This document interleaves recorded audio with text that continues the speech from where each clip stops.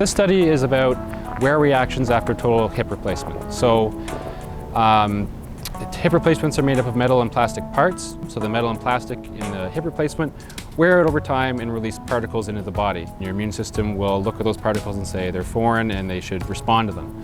So what's interesting is that some patients have a very high reaction to these wear particles, even with a very small amount of them, whereas other patients don't seem to be bothered by them at all.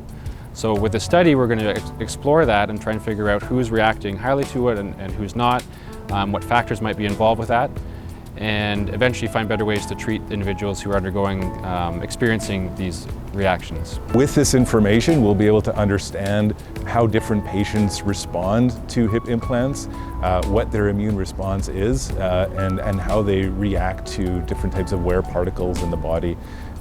By doing this non-invasively with PET MRI, we're going to be able to localize and kind of measure the extent of that inflammation.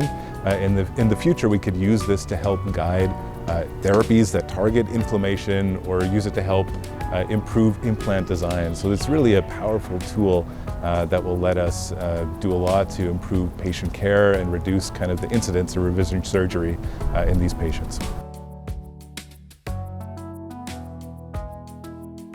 So in this study, we're going to look at the heart of patients who had strokes, because there is some information suggesting that whenever someone suffers from stroke, then there could be cardiac or complications in the heart. People may develop heart failure or heart attacks, or the heart may pump at a lower strength or may weaken. So we need to understand why that happens and how frequent that is. We're going to be using the most advanced technology in the world. We're going to be using positron emission tomography to look at inflammation, and we're going to use magnetic resonance imaging to look at possible scar in the heart.